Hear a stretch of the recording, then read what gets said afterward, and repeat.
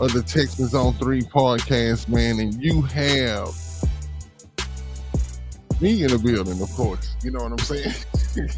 Hey, and you know if I'm in the building, man, most definitely, you know I gotta have my co-pilot.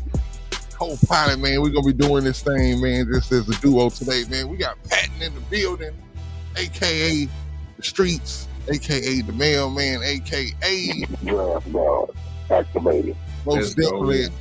most definitely activated, man. And we in the building, y'all, for another episode 103. We're gonna keep these things coming and going, pause. But other than that though, man, it's been a lot of news going on in the Texans land, man. Some good, some bad. We're gonna touch on a lot of that, pause. Man. But yeah, it's a lot of stuff been going on, man. And shout out to the Bull Ring, man. Everybody that's tuning in right now. Okay, we good. Fellow Mike in the building. What's good, man? Man, you already know. Let me make sure I got the what's the name being able to come on. Yo, what's the dealie? Julius in the building. Yes, sir. Okay, hold on. Let me dampen some of this music a little bit. But yeah, man, we in the building, man. Most definitely. It's gonna be me and my guy Patton, man. Shout out Killer Cal, man. Shout out Dr. Larry Payton. They're gonna be observing tonight. So it's going down. I mean, first and foremost, I mean, if you know when somebody tell me it's good and bad news, me personally, I'm one of those type of people that like to, you know, get the bad news out of the way and say the good news for something that can cheer me up or whatever. But yeah, the Brevin Jordan news, man.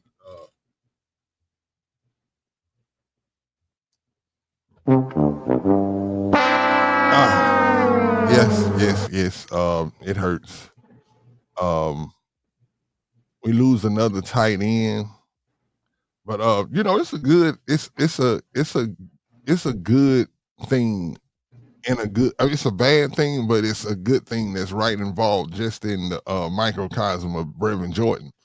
And that is that Brevin Jordan. I don't know if y'all watch some of those run plays or some of the pass plays to be exact. No, first off, let's speak on what happened to people that don't know. Brevin Jordan had according to what Coach D'Amico says, is a devastating knee injury. So they placed him on IR again. And the way he said, D'Amico said, after already coming off that type of an injury. So we know that he's probably out for the year. The young man fought all off season, most of all season last year, and this season to get back for training camp. And he did do that, but you know, to go down and practice like that. And y'all know we are Brevin Jordan fans on this show. We talk about, you know, how he's needed, the type of tight end he is. We know what type of tight end he is because we know what type of tight end he is not. You know what I'm saying? But yeah, it's crazy. What you feel about that, Patton? It's very, very unfortunate. I was able to talk to him last year at the game. I seen him and his entourage by what's the Bond B spot, by the Trierberger spot, man. He was in good spirits when I spoke to him last year. It's so unfortunate, man, because I felt like he was the guy that was going to outshine Dalton Schultz. And for this to happen to him again, the only good thing I can truly say is it happened earlier than it was last year, because last year he played in the whole game, didn't realize it was messed up until the next day. So I'm pretty sure his work ethic, he's a strong believer of God. He will bounce back. It's just unfortunate, man, because, you know, we as a franchise, especially with that position, it's been so troubled. It's been so troubled. You know what I'm saying? Going back to the early days with Ben Chapuri from Michigan, he's supposed to be this all-world tight end for us and never seen the field. And we struggle as an organization to have some type of consistency at that position. the most consistent person was Owen Daniels, and that was a very long time ago. You know, Pete, feel how you feel about Jordan Akins, Jordan Thomas, CJ Fedorowicz. CJ Fedorowicz, you know what I'm saying? Another our guy from tight end U. Yep. And we thought he was gonna be a guy. Injuries, man. Quentin Tarantino. I mean, well, y'all Toriano. know. Yeah, Toriano. But yeah, him. It's always been, you know, kind of hard to get a star or somebody that's like very good. I mean, Dalton Schultz is the last guy. No, I mean, take it or leave it, for better or for worse. He's the last person. I mean, last, you know, good tight end that I can say, pause, that we've had. And I don't know, man. Brevin just was promising this year, but unfortunately, the good part of that situation, I would say, if it is, and this is like comparing 99.9 to 0.1, the good part of that is, I guess, is that, and this is kind of messed up too, is that I seen, you know, some of the past plays. You know, some people have been running back. I seen some. Well, it was actually a video that was dedicated to Ursary, which is I'm gonna talk about that too. It was about a 20-minute. But I got a chance to watch that video. But in watching that video, I got a chance to see what Brevin was out there doing. And bro, when I tell you, oh my goodness, bro was terrible at blocking, man.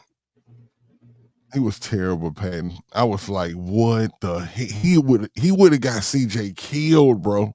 I ain't even lying, Patton. I'm not even lying. Like, it's like, it was some of the plays, you know, where Mills just got the ball off fast or whatnot.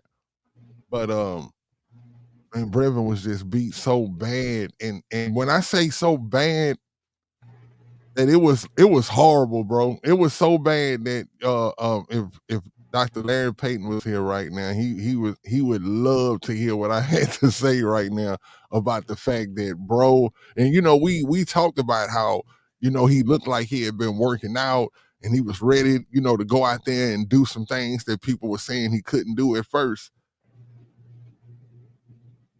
Nah, it was going to be pretty bad. I don't know what he was going to do in the passing game. I mean, as far as going out to run a route, but actually trying to protect CJ. Nah, bro. And that was like, what, threes out there that he was going against, bro. It was kind of ridiculous. You get a chance to watch that Ursary video, which I've seen it to you, Patton. I already seen it. I mean, I was more so focused on Ursary, but let's be honest, man. Brevin is not a traditional pass blocking tight end. He's not. We know that. But remember how we would try to build him up, bro, and say that bro gonna come in this year and he gonna be blocking and he gonna be. He shows more effort than Dalton. Dalton don't even try. Yeah, to me, and look, and it's the bad thing. They look kind of alike though. Like it's just as bad, bro. It's just as bad, bro. Well, just go check out some of them plays. Like, not looking at Ursula, but just look at what Brevin was doing on the play, and I was like, damn. I'm gonna put it to you like this, man. With Brevin, for what it's worth, he's gonna at least try. He's not just gonna not try at all. And I would go to war with a guy that I know that can't block, but is at least going to try to give effort. I can work with effort. Ooh, you see my face, bro. I'm like, man, every time you say effort, because if that was effort, just got to see it, bro. You got to see it to believe it. But I guess the silver lining of this situation is that, you know, our 7th round draft pick has been taking first team reps. Yeah, first team and second team reps, man. Wow. And that just means that we might have a sighting or two of, the GOAT this year. Shout out to Big SARS, man. SARS told me today he always chuckles when I call him the GOAT. When he see me saying Luke is the GOAT. and shout out to my brother Cal, man. You know, I told Cal that Ursa was gonna be that starting tackle. I know I originally said left. Then when we brought Cam in, you know, Cam was put there, well, paid nicely to play there. Mm-hmm. And now that he's hurt and we got a chance to see Ursary play left tackle, right, he did a damn good job. Only had 10 snaps, you know, very small serving. The guys he was going against wasn't top dog or elite, but for what it was worth, hand placement, technique, a lot of the things that people kind of complained about, how I'm being stiff, he leans on people, but his footwork and hand placement was good. Like, he did a damn good job. Mm-hmm. Now, I'm gonna also say this though. You don't really know what you have because Juice was the right guard. Now, a lot of times when you're playing tackle, your left tackle primarily, your left guard, y'all have to be in sync. Just like the left guard and the center has to be syncing. It goes all the way down the line. Mm-hmm. Juice is not going to be the starting left guard come week one. For whatever reason that Cam Robinson is not able to play week one, he will be sitting next to Tomlinson at left guard. And I think today's starting offensive line was Ursary, Tomlinson, Andrews, Ed Ingram, which is a guy I'm very high on, mm-hmm. and Titus at right tackle. I think that's your money line right there. I strongly believe that. Yep. Now, there's some people who think that if we go back to what, I mean, excuse me, especially after seeing what Ursary can do, that if we brought Cam back, that we should go back with that original line that we were saying at first, and that's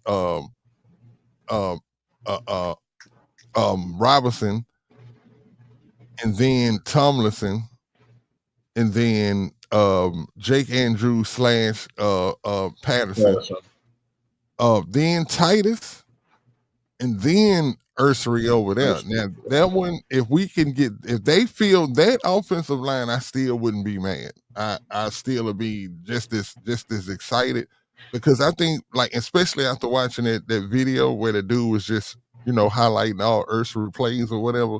I wish I knew his name too to give him some props, but it's Brian Baldinger.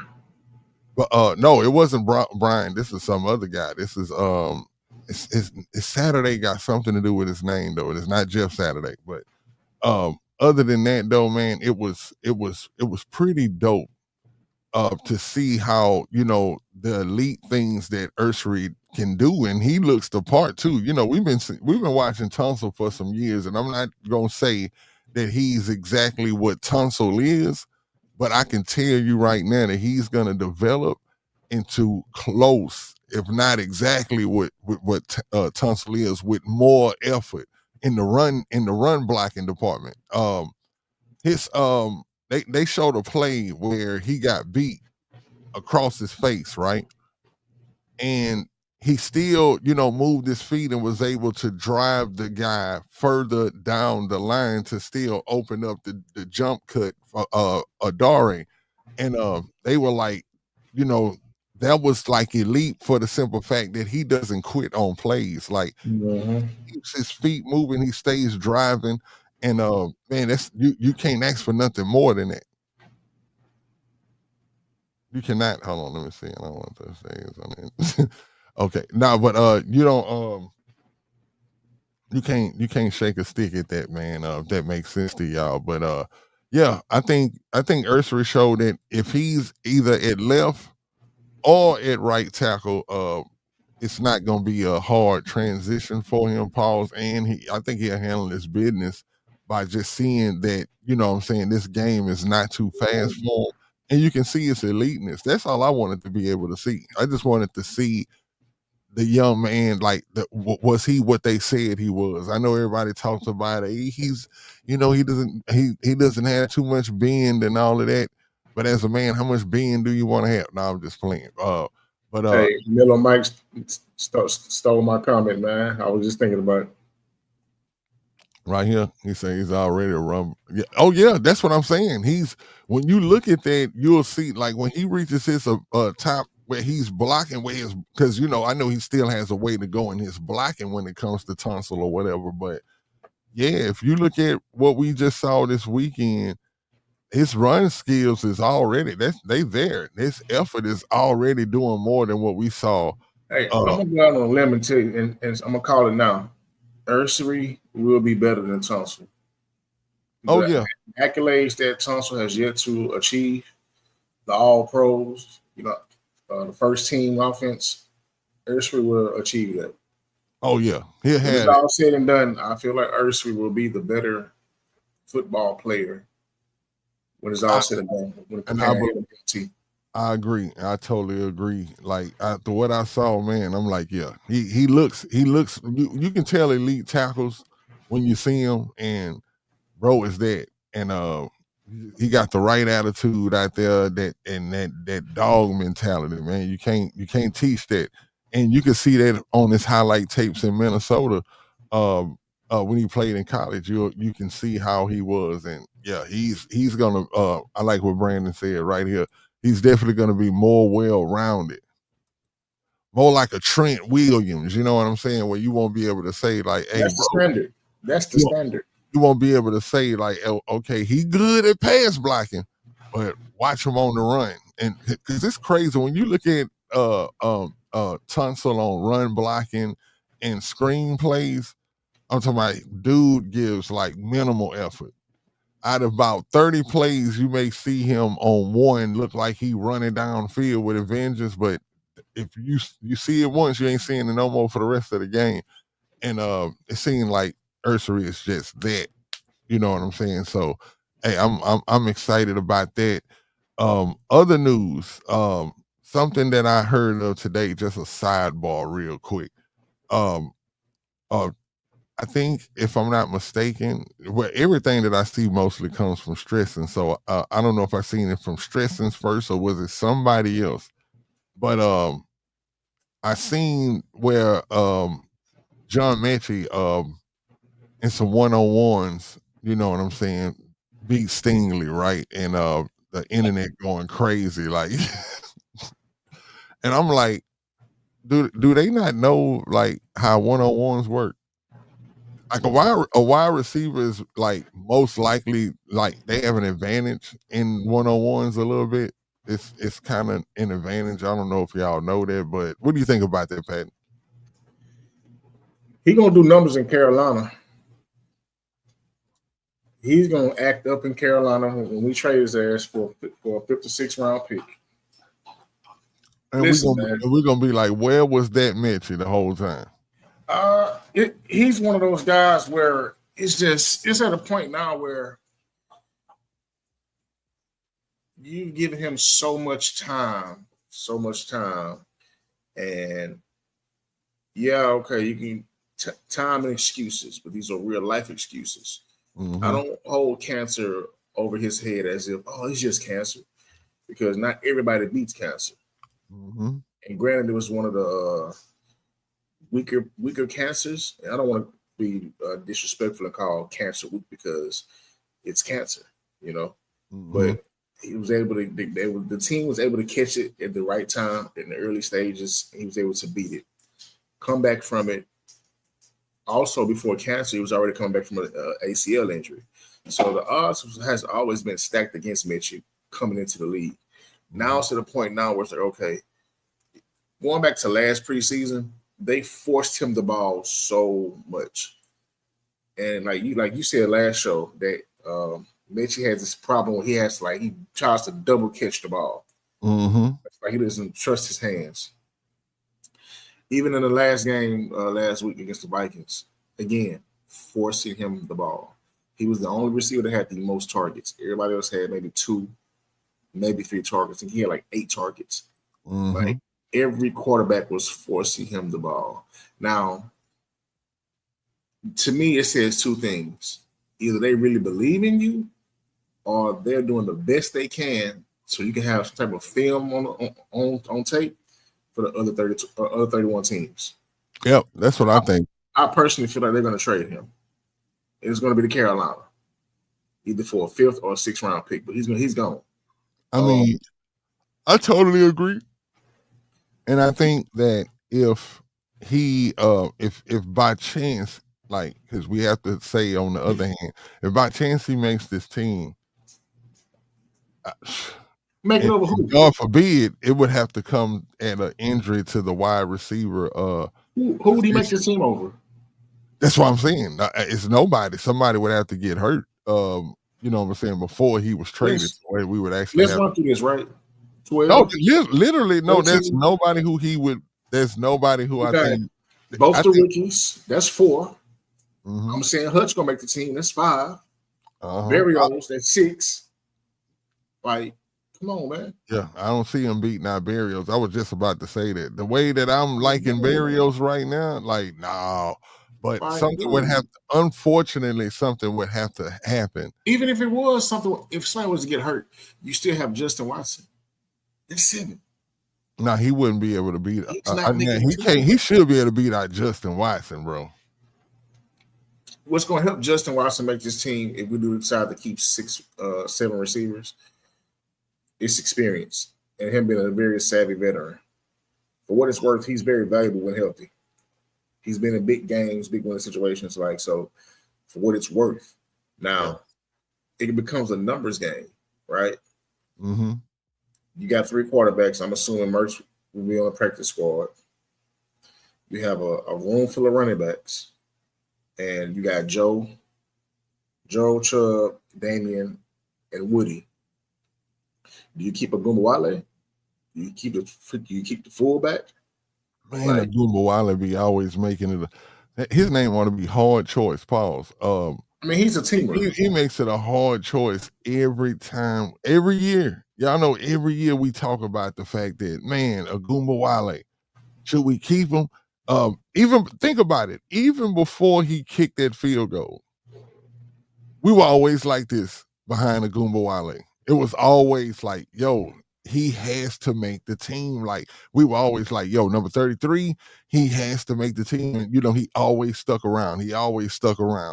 And all of a sudden, boom, he's in he hits the field goal. So now we like, okay, let's keep him around just in case, you know, Kaimi goes down. And now it's like, is that enough? Is the field goal enough? And then you see him against Minnesota breaking off these runs to where, like, I had to literally, like, you know, you had to make sure. I'm like, hold on, who is right? Because at first I thought that was a totally other different running back. I was like, who is that? And then when he got up and it said 33, I was like, damn, Adare. I mean, not talking Adare. Dare is like, he's a dog this year, bro, and he's always been. That's the reason why he's a hard choice, man. We don't know what to do with Adare. I mean, with Dare. I'm sorry, y'all. You know what I call him? The great value. Oh yeah, the great value. Kamar. Yeah, and when I tell you, bro, he looked good, man, against Minnesota, and I'm there again. I want if right now you ask me, do we keep him or do we let him go? I would love to keep him because he's another one of those players that I say that if you let him go, he's gonna find success somewhere. But can we keep all the successful players that we want? Nope. So you know what I'm saying? If Dari has to leave, then so be it. But I don't think he does, though, Patton. On the cool, I don't see how do you release him? Who's the running back that's like so good to where you got to release him? Agumbawale makes this team because it's a numbers game, right? Mm-hmm. Good point, Melo, Mike. I was just going to get to that too. It's all going to depend on what Mixon does, right? And we know Mixon is one of those players now where, you know, we don't see him in the off-season workouts. We don't see him in training camp. He's one of those guys where you wrap him up in bubble wrap and you preserve him for week 1, regular season. Mm-hmm. For whatever reason that Mixon is not ready to go week 1, and it's hit and has to be put on the I want to say is it short-term IR or the pub list. Brandon, if you didn't help me out with it, man, it's one of those things that you go on where you're out for I think 2 or 3 weeks or 4 weeks, something like that. Yeah, it's oh man, I know Brandon. That's why I said Brandon. There's a but, certain type of IR though. You right? Yeah, you know what I'm saying. And you can only bring back so many players back every per year per season. When you do that, it would have to be a numbers game, right? Because we still don't know what Dameon Pierce looks like behind this offense, in this offense. Now, if Derek can go in there and do what he did, I'm pretty sure Dameon should be able to go in there and do that, right? I'm pretty sure. If you look at how it was designed, they look like DP game. After that first team offensive line went out, every running back behind the second and third line or makeshift lines they was putting out there was horrible, getting pushed back. It was just bad. So I need to see Dameon Pierce. Hopefully he plays this week. I need to see what he can do behind the first team offensive line. It's going to be a position group. I feel like on the offensive side too. We're going to get to defense in a second. You're going into this season with at least 9 offensive linemen. The tight ends you have now with Brevin being out, you have Dalton, Cade Stover, and the GOAT. That's your 3 tight ends. You're not going to carry 4. I believe they carry 3. If they do carry 4, that means the guy they have at fullback won't make the roster. Talking about Jacob? Yeah. You're going to have your 6 receivers. If you carry 4 tight ends, then you're liable to carry 4 running backs. Okay, and what's the 4 tight ends? Just for clarity. It'll be Irv Smith. Oh, he'll be the 4th. Yeah, he'll be the 4th. A lot of people were saying we need to bring in another tight end. Like, no, you don't. You have everything you need on your roster. Dawson Schultz is your primarily receiving tight end. Cade Stover is a jack of all trades. He's probably as of right now, he's better at blocking than Dalton, which don't take much. But he's also gotten faster and he has strong hands. So y'all know how I feel about the GOAT, so my guy to get opportunity. And Irv Smith is your traditional old school blocking tight end. You know, he's not gonna wow you or kill you in the pass game. You know, he may get open, may not get open, but when Irv Smith comes in, he's primarily blocking. So I can see either him at fullback or when they go a heavy personnel, have him at fullback or just extra tight in the block. Also, Cade Stover can also play some fullback too now, along with the GOAT. So you have options. One thing I want to hit on real quick. That offense we had, man, you remember I told you guys after the draft, it's going to be a lot of 4 wide out. The route concepts, man, was just so beautiful. Yeah. Like, granted, it's preseason. They didn't show a lot, but they showed enough, at least to the fans' point of view, that, hey, we had no idea what we were getting or what it was going to look like. And also, this was Nick Caley's first game calling the game. Now, granted, he called the game from the booth upstairs. He wasn't downstairs. 10 personnel, right? The keys down there, man, the keys. D'Amico said this game he's going to be on the field calling the game. Now, I don't know how you feel about it, but I like that my OC is up top calling the play so you can see everything differently. Only thing that I don't like when the OC is up top is the times where you can actually sit down and talk to the quarterback or talk to the receiver or whomever it may be on the offensive side of the field you need to talk to. Because for you to talk to them, you have to radio down. And you know you're in a professional football stadium. You know it's loud, so the likelihood you've been having to talk to somebody, hand on your ear, okay, hello, you know what I'm saying? So it's one of those things where, depending on how you feel, but if he can call a good game and communicate and get the communication well from the booth, I'm all for it. Yep. So to get this right, the first game he called from down on the ground. No, skybox. Okay, and then he's calling the second game like that too? He's going to be on the ground. Okay. Well, if anything's different, even though this is a different team, different game, maybe he's trying to see which one he likes. we'll see. But like to go back to what you were saying about what the offense looked like. I heard somebody specifically, and I think it was the dude who did the 20-minute video on Ursery. He was talking about a play about how, it was a 3-step drop and the ball came out. And specifically what he said about that play is that you haven't seen too many times in the NFL that this happening till since 2003, right?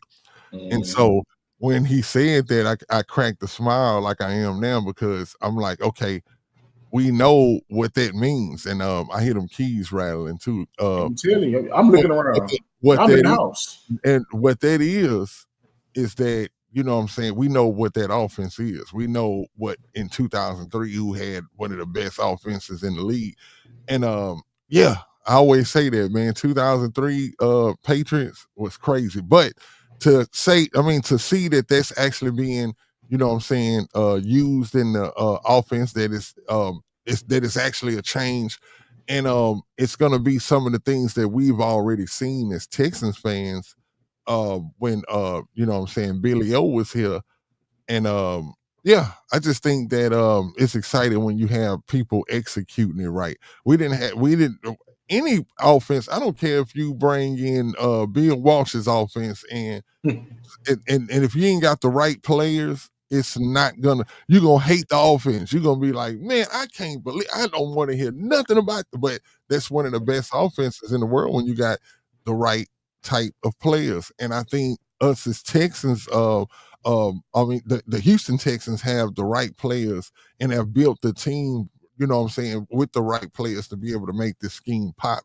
And kind of to go back to Brevin Jordan, that's what was going to make him good in this offense, is because if he would have been utilized like how the tight ends are normally utilized in this type of offense, then he was going to be that catching tight end, and that's not a bad job. And that tight end is not normally used to block as much, but during that game against Minnesota, they had Brevin in close to the line. They was running a lot of I formation, I form looking like kind of plays, right? Yeah. And yeah, it had I remember it was one time where they had the tight ends to the left, like right beside each other. Two tight ends on one side, right to each other. I'm looking at all of these what I'm saying, formations, and I'm like, yeah, we're gonna be running the ball a lot. And like you said, those route combinations, the play with Tiberios, and I think it was about 2-3 people open on that play.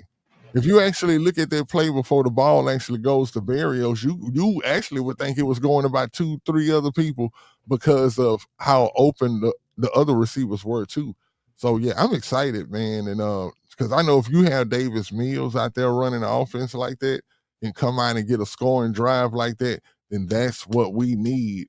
And we know it'll be better with CJ Duh, but we just know that will be sufficient with the type of defense we have, because we know the defense is going to turn the ball over. What are we going to do with those turnovers? And it's not going to be able to be the 3 points and all of that, because we definitely ain't trying to get into a 3-point shootout with Jacksonville, man. Not with the kicker that they got that's out there kicking 70-yard field goals. Hey, that's crazy. I ain't gonna lie. There's nothing on it about that team that worries me. Travis Hunter, none of that worries me. The new head coach, him supposed to be being an offensive mastermind, none of that worries me, bro. But what does worry me is that kicker, man. Hey, if you got a kicker that can kick a 70-yard field goal, and according to the announcers, it had about 4-5 yards on it, so it still could have went in. I don't think people understand. Like, that's crazy. That's crazy, bro. Like, let's make sure that when we play Jacksonville for the next, they may have him for the next 10 years. We got to make sure, bro, we are smoking them, bro. We cannot get in no close games and let them boys get to the 40 of their own They get to the 40 of their own territory, bro. And yeah, kick a game-winning field goal. That's ridiculous. That's Not worried about Jacksonville, man. That's Jacksonville is still Jacksonville. Jacksonville. You say that's Jacksonville, still Jacksonville. So you know, I mean, that's a nice kick though, right? Great. Think about it. You got a stud receiver and Brian Thomas Jr. You just drafted this supreme athlete and Travis Hunter. Mm-hmm. And the talk of your team is the fucking field goal kicker. All right. Yep. I mean, it's a bad position to be in, but yeah, I just want you gotta think about it, like, dude, like that's however you feel about him. Sunshine's your quarterback, ETN your running back. Yeah, when has it ever been a time in history where the kicker was the star of the team? Like the Raiders, Janikowski.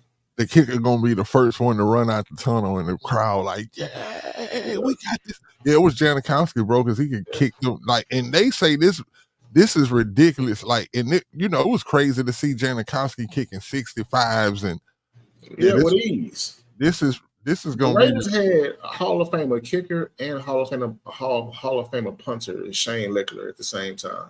And I ain't gonna lie, in the NFL, unless you're in close games, you don't want those. I mean, you want those guys to be good, but you don't want those to be the best players on your team. You know what I'm saying? And yeah, that's what it was too. That's exactly what it was. But speaking of punters, I was looking at Tommy Townsend's Madden rating, right?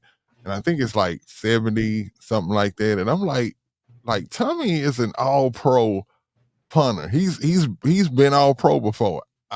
And I'm gonna ask you this question: do you feel like he's been all-pro for us? No, he's been good. Yeah, but not all-pro, huh? No, not at all. This is weird, but I've noticed when I'm at the game, you don't punt too good when you're home, and when I'm not at the game, of course, when they're away, he punts damn good. You think it's the roof? It may be. The roof might throw him off a little bit, man. But it's not like, okay, so the roof is very, very high, and the likelihood of him hitting that roof is nobody hits the roof. Nobody. Like, nobody hits the roof. That's how high it is. Unlike when you're in Dallas, the damn TV monitor hovers over the field, so most punters hit the damn TV monitor when they're out there in Dallas. But here, no. But I don't. Let me see.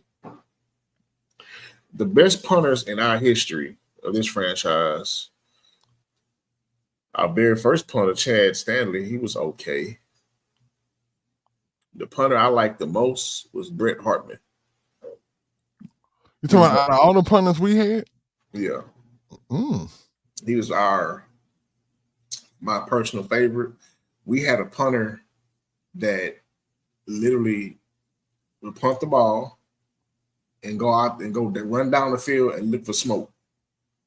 He was one of those. Oh, okay. He was one of those guys. Now, a lot of people are not going to remember this. Mellow Mike Johnson. Is Johnson the guy that's in Pittsburgh? I think that's the guy. Is it Boswell? Oh, who is the guy that we had from he used to be with the Rams for a long time. The Rams? Yeah, he used to be the Rams punter. Real good. And then we got him. Somebody in the bull ring gonna know. Okay, so Mellow Mike Boswell. He remind me of, he kind of looked like what's the name a little bit? Rosenfels. You know how Rosenfels looked? He kind of looked like Rosenfels a little bit. He was what was his name, bro? But he was pretty good. Well, he the one that made me start even paying attention to our punts in the first place. I punts was one of the things that I just looked at. Hey, they finna kick the ball down the field. He the one that made me start looking at it strategic because he was good. I guess he was one of the first times we had a good punter. Like he was actually one of the best in the league when he was with Turk. the Rams. Exactly, Turk. Yeah. When we got him, I started paying attention to how, the punt game can actually, in field position, how much it played, in field position and stuff like that. But Mellow Mike. Boswell is not. Now this is crazy. This may be some Mandela effect type shit. But I pulled up all the punters in Texans history, and me and Mellow Mike both agree that Boswell, the kicker he's in Pittsburgh now. They don't. I believe he didn't make the roster because check this out. So from 2002 to 2006, Chad Stander was our punter.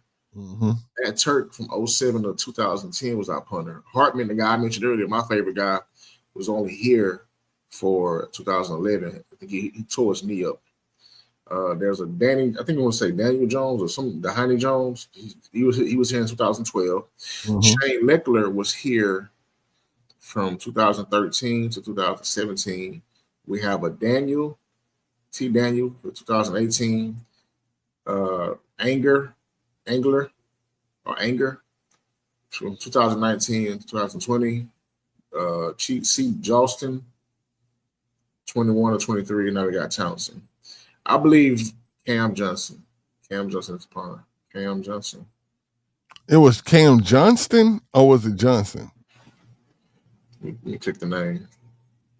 Yeah, it's Johnston. Yeah, that's what I figured it was. I was like, I don't know a Johnson. I remember Johnston, but now we had Boswell though, dog. But I think Boswell was on it was like off season. No, not off season. Training camp, preseason. But see, my thing with Boswell though, he's a orthodox. He can punt and kick. He's a one position guy. He's a two for one. Oh, okay. I do remember having Boswell for. That's what I'm saying. Like, but it had to be like. It had to be like. Or maybe it was one of the end of the years, like they picked him up half season or something like that after somebody went down. I know we had that happen a couple of times in Texans history that happened. But you see how we're talking about punters? This is what Jacksonville fans are doing right now, talking about a goddamn kicker. Oh yeah, they sitting there, believe me, they popping champagne. They like, oh, we got somebody that's gonna keep. We got somebody for CJ now. That's how they talking, man. And then peep this, we blocked that kick last year. You think I'm worried about Jacksonville and fucking man? Please, man. Nah. Anyways, so we signed my boy Jalen Mills, man. How you feel about that? Okay, Jalen Mills. I did some research. And when he played for the Patriots, he was a good player. He's been a good player, period. Everywhere you go. Yeah, he's been a good player. And I think having him, it says a lot. What's up, AD? It says a lot, right? It says that first and foremost, it's not gonna be one of those rookies that step up. And that D'Amico is not playing. He's not gonna. He wants that spot. He's gotten used to that spot being solidified, and the idea that spot was gonna be taken care of. That I think he went and got the next. I mean, I want to say that Jalen. You gonna get to Jalen Mills. Yeah, exactly. Like I think it's a very, especially we got the proverbial.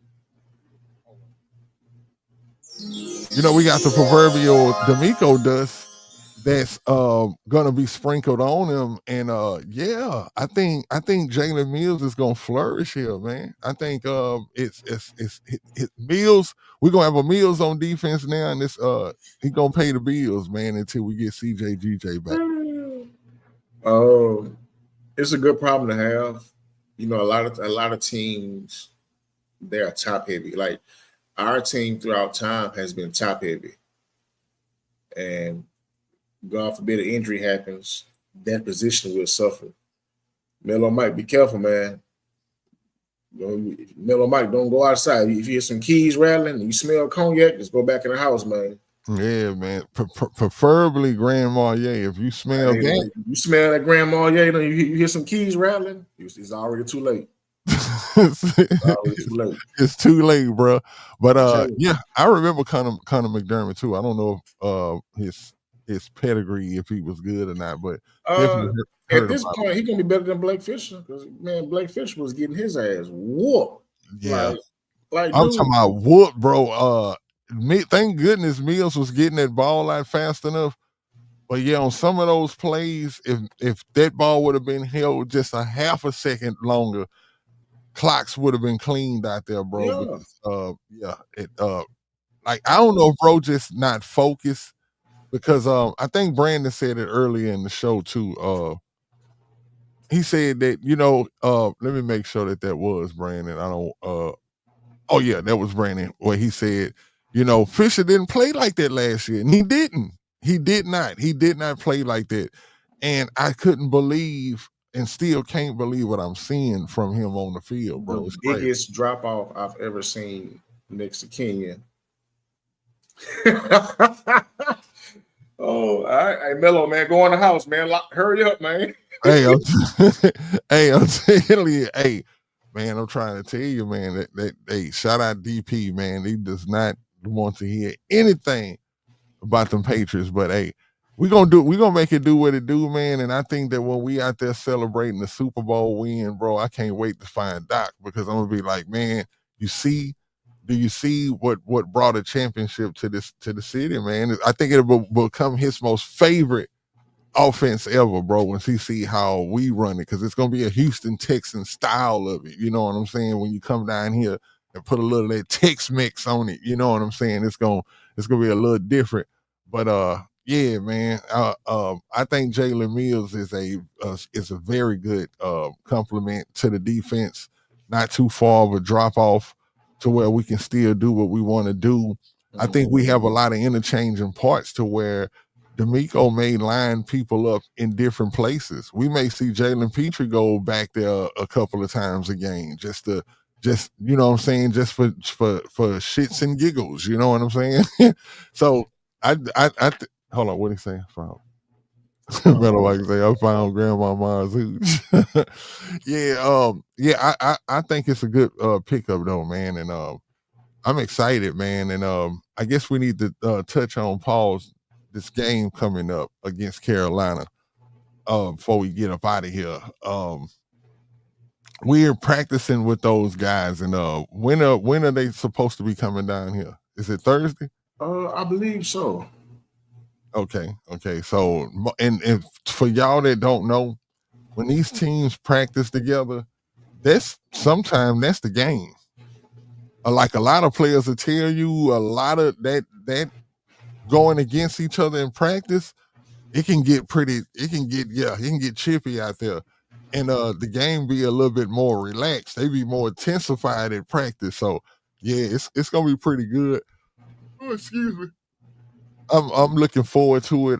Definitely looking forward to the run game. I think the more preseason go on, you're gonna see me really like hooked up on the run game. So I really want to see when the first teamers come out there, more of that smash mouth football. Some passes mixed in here and there, but I want to see them boys bust them boys in the mouth, man. Pause. Mellow Mike is crazy, man. Between Mellow Mike and Brandon, I don't know who's more crazy. Yeah. Brandon, I don't know. I have to talk to Sarge about that one. Yeah. But, one more thing before we get up out of here, man. I got a question for you. What's the deal? Assuming that week 1 CD will be playing starting strong safety. If we go out there in a 4-3 base, right? We're playing against the Rams, so I'm pretty sure the Rams are going to come out running the ball first. Mm-hmm. If we go out there as a defense, as a 4-3, 4 linemen, 3 linebackers, who is starting free safety? Petrie or Bullock? And that's for everybody in the bull ring, too. What's up, Mama? You say who's starting at free safety? Bullock or Petrie? Because if we go out there in our base defense, when I say base, meaning 4-3, 4 linemen, 3 linebackers, CD is playing. CD is a strong safety. Who starts at free safety? Jalen Petrie or Kalen Bullock? Oh no, Bullock. You gotta have Bullock out there. Bullock is always throughout. He's golly, I keep forgetting his name. The guy that was with the Legion of Boom. They free safety. Earl Thomas. Earl Thomas. I keep forgetting. Earl Thomas went to Texas too, and I keep forgetting that. But he's our Earl Thomas. I think he stays on the field. I think he's gonna be even more rangy than he was last year. I think that's and we've seen how rangy he was. And one thing that I forget, I don't know about y'all, but I know I personally forget sometimes how tall he is. Like, bro doesn't play or even like, and that's a good thing. Like when he's out on the field moving around, he doesn't look like your guy Hamilton out there with the Ravens, where you can look at Hamilton and you can see like, hey, he's a tall, you know what I'm saying? And I know he's taller than Bullock, but what I'm saying is tall safeties when they normally get around that 6'1", 6'2", and what is Bullock? He's 6'2", right? Or 6'3"? I want to say 6'2". Yeah, he's and to be that rangy, yeah, I think you keep him on the field. He's the Hawk, man. You got to have the Hawk out there. And as much as Petrie probably wouldn't like it or probably would love it, because you can slap him in as that third linebacker sometime. I think if you do the 3-4, Petrie can line up as a linebacker and you wouldn't miss a beat with him out there. No, 4-3. We're gonna run a 3-4. I mean, you know what I mean, the 4-3. I'm sorry. If you put him there, then it's not like people are gonna be like, oh man, well, he's no. You put him on the side with the tight end or whatever, it can be real crazy as far as coverage goes. But my only yeah, he do got some bird legs, but hey, Yeah. that's what you want. That's the speed. You don't want him to have running back legs out there. Then if he won't be, his hips won't be as smooth. You know what I'm saying? Because as a free safety, you got to have your hips got to be right. Pause. But what you my want to only say? gripe with him though, man, last year, and hopefully he's gotten better. Last year, and this is not about the dropped interceptions, because he's gonna catch a lot of interceptions. Most DBs don't have good hands, that's why they're DB. But when it comes to a guy breaking the angles he took some horrible angles last year. If he can correct that this year and do a better job of taking the right angle to the ball carrier, that would help tremendously. Right? And I'm not saying go knock somebody's helmet off. You know, he's not that type of aggressive hitter.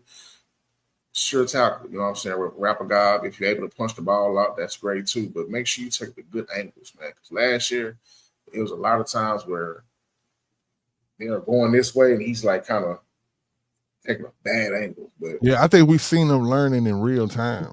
Yeah. I think some of those plays that we didn't.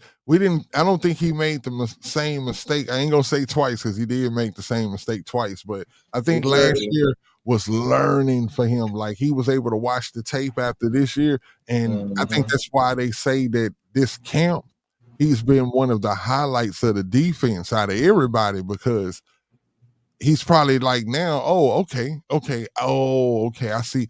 I thought I knew what I was doing when I was doing that, but now I see the right place and where I really need to be. Like they say, he's out there dropping interceptions like crazy, because he's always he's always where the ball is, and that's a good thing. Like I know we get mad when a person drops an interception, but to me, that is a pass deflection. And that's money too. At the same time, those pass deflections add up too. You get a player that starts that's what makes you all pro. You start getting those pass deflections adding up. Ask JJ Watt as a defensive. It's a defensive tackle. All of the, you know what I'm saying, the pass deflections he was getting. That's what made him who he was, JJ Watt. But other than that though, man, hey, it's been a great show, man. Appreciate everybody who who came in and stayed down with us, man, for the whole show. We appreciate that. Give y'all a hand.